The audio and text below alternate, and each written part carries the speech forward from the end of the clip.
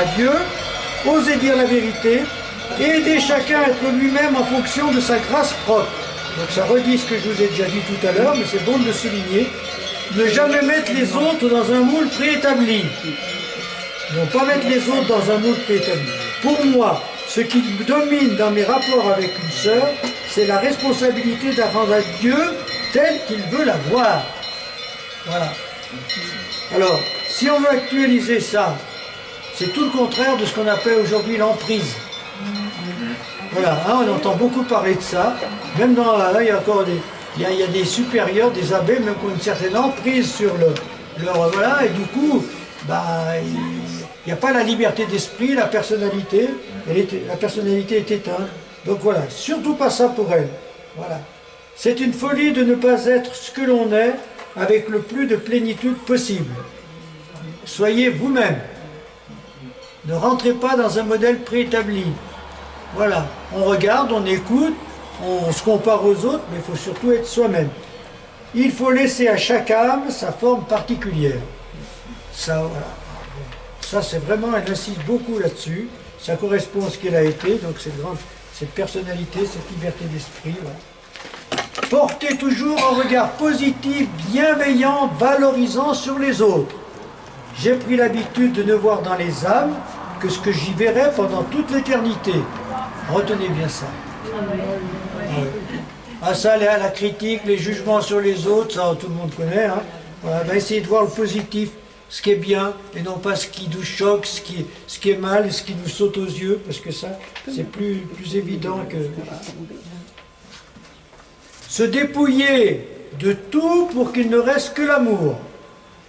C'est ça le détachement. C'est ça le détachement, hein, on l'a plus vu. Pour faire l'œuvre de Jésus, il faut le dépouillement, le dégagement de tout. Il ne faut pas trop s'attacher à des choses, à des habitudes, à des biens, ni même à des personnes.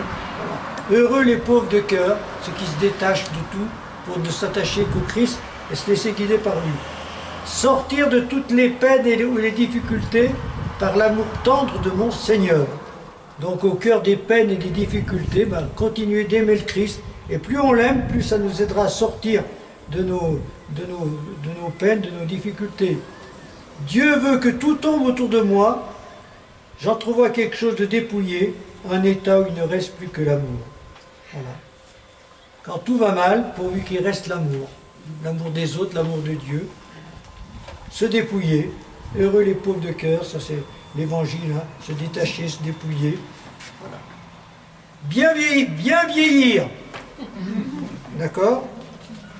Vous me demandez comment vieillir saintement, en travaillant sans cesse sous l'œil de Dieu, avec une haute patience et confiance, en maintenant dans son âme, dans ses affections, l'immortelle jeunesse de Jésus-Christ qui est homme nouveau, notre homme intérieur. Donc, ça va comme ça, hein? L'homme intérieur, voilà.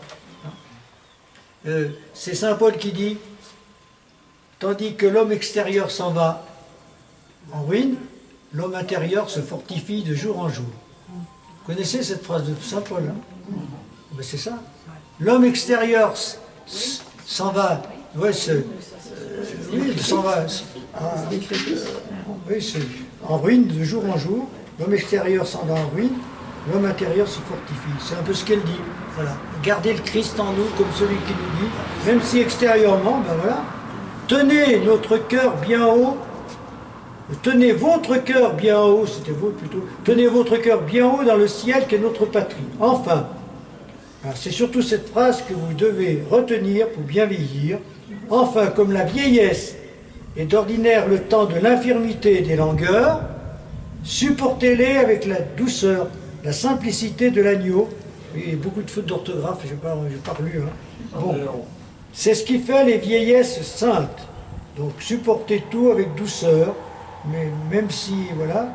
Et puis surtout après, c'est surtout ça, en quittant sa charge de supérieur en janvier 97, elle déclare « Je n'ai qu'à être bonne. En vieillissant, on n'a plus qu'une chose à faire, être bon pour les autres. » Ça vous va ça, hein? Oui. Voilà. Alors dans tout ce qu'elle dit sur bien vieillir, est-ce que vous voulez souligner quelque chose? Donc, laissez l'homme intérieur, l'homme spirituel grandir en nous. voilà, attaché à Jésus-Christ, qui le rend semblable à lui. Voilà. Tout supporter, et surtout les infirmités avec douceur, simplicité. Et surtout être bon pour les autres. Ça va comme ça? Enfin, dernière chose, rester souple entre les mains de Dieu. Ne jamais faire la folie de préférer me raidir au lieu de me laisser à la joie d'être avec Jésus par la douceur et l'humilité. Voilà. Donc, rester souple entre les mains de Dieu. Voilà. Et pas se raidir, se figer. Voilà. Rester souple en acceptant les imprévus de la vie et se laisser façonner par tout ce qui se passe plutôt que de se raidir. Rester souple entre les mains de Dieu. Voilà, que ta volonté soit faite. Voilà. Il ne se passe pas forcément ce que je veux, mais pourvu que ce soit ta volonté. Voilà. Quand elle meurt le 10 mars 1898, les Sœurs de l'Assomption sont réparties. C'est toujours impressionnant, tous ces fondateurs, parce qu'aujourd'hui, quand on voit le mal qu'on a pour fonder une petite chose, voilà, même s'il y a des difficultés, on l'a bien vu, hein, quand elle meurt, donc, les Sœurs de l'Assomption sont réparties en 29 communautés en France, en Europe, en Asie, en Amérique. Elles sont 1100 religieuses. C'est incroyable, hein, en quelques années. Et le pape Léon XIII a définitivement reconnu cette nouvelle congrégation, même si Marie-Eugénie a fait plusieurs voyages à Rome pour en arriver là. Elle s'en est allée avec dans le cœur un grand amour de l'Église et un grand amour du Christ. C'est lui que j'aime, que j'ai aimé, en qui j'ai cru et auquel j'ai donné mon amour. Voilà. Alors, bon, c'est un parcours